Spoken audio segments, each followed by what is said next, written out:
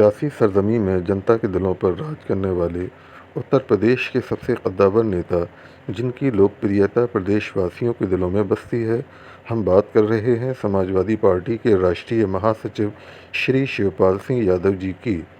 हर साल की तरह सपा की ओर से गांधी जयंती पर आयोजित कार्यक्रम में मुख्य अतिथि के रूप में पहुंचे श्री शिवपाल सिंह यादव जी के पुत्र, युवाओं के दिलों की धड़कन और बदायूं लोकसभा क्षेत्र के सपा सांसद श्री आदित्य यादव ने कार्यक्रम के दौरान मीडिया से रूबरू होते हुए सियासत में दिलचस्पी रखने वाले हर ख़ास आवाम को इस बात का एहसास बखूबी दिला दिया कि उनके राजनीतिक व्यक्तित्व में उच्च कोटि की बौद्धिक क्षमता है।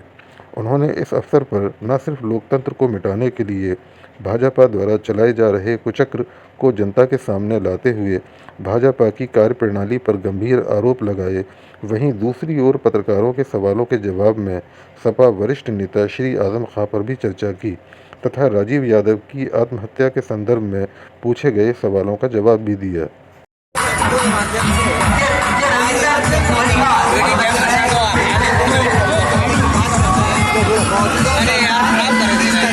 लोकतंत्र को करके उन लोगों को जिन्होंने इस देश को बनाने में, संविधान को आगे बढ़ाने में अपना योगदान दिया, लद्दाख के अंदर जो भी घटना हुई उसमें किस तरीके से एक ऐसे एजुकेशनिस्ट जिन्होंने इस देश में कई बड़े अवार्ड दिए, इस देश को वर्ल्ड के लेवल पे एक नए पटल पे पहुंचाने का काम किया, वहीं पे अगर उनको इस तरीके से बिल्कुल संविधान के अगेंस्ट जाकर उनको जेल में बंद किया जा रहा है, तो निश्चित तौर पर सरकार पे सवाल उठता है।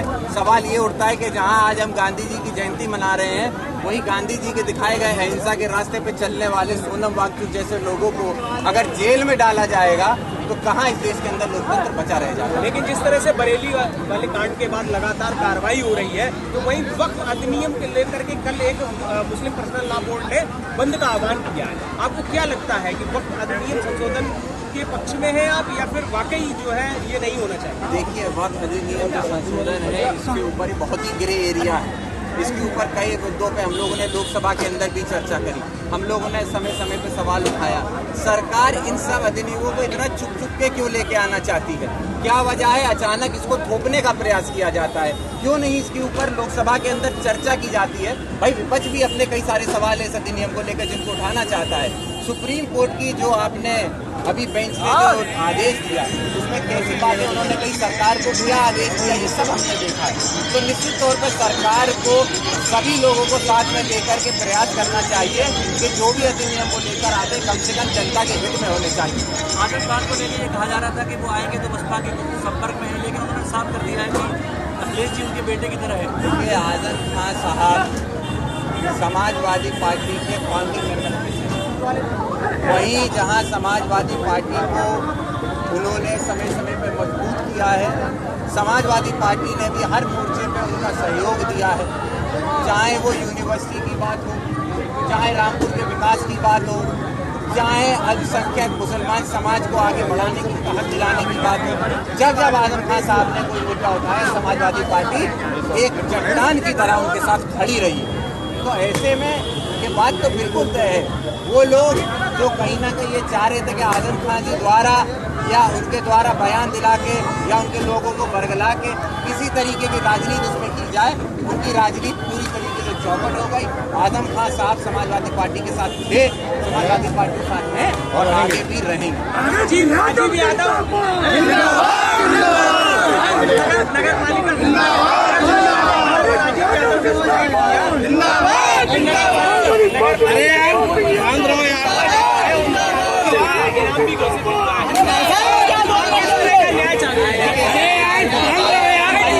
पालिका ये बहुत ही निंदनीय घटना थी। वो राजीव जिनकी हम लोगों ने खोया है, वो समाजवादी पार्टी से भी जुड़े हुए थे।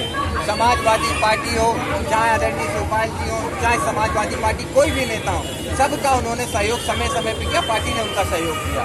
जो भी घटना हुई है इसमें सबसे पहले मैं कहता हूँ, सबसे पहले उस परिवार के साथ हैं जिन्होंने अपने परिवारजन को खोया है। उसके साथ क्या बीत रही होगी कोई नहीं समझ सकता।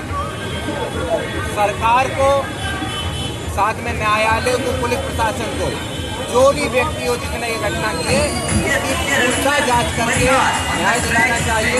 हम पीड़ित परिवार के साथ हैं। पूर्व में साधन कुमार सिंह यादव जी के घर गए, उन्होंने भरोसा दिलाया है कि हम लोग पीड़ित परिवार के साथ हैं। जो भी न्याय होगा हम लोग उस न्याय के साथ करेंगे। पुलिस ने 25,000 का इनाम दिया है। देखिए, ये पुलिस की कार्रवाई है, पुलिस अपनी तरीके से कार्रवाई कर रही है। हमारी इतनी मांग है कि निष्पक्ष जांच हो, ना हमारे दबाव में कोई आए ना सरकार के दबाव में कोई आए, माहौल सही बना रहे और प्रयास ये होना चाहिए कि जो पीड़ित परिवार है उसको सबसे पहले न्याय लाइक करें और हमारे चैनल को सब्सक्राइब करें। जय हिंद, जय भारत।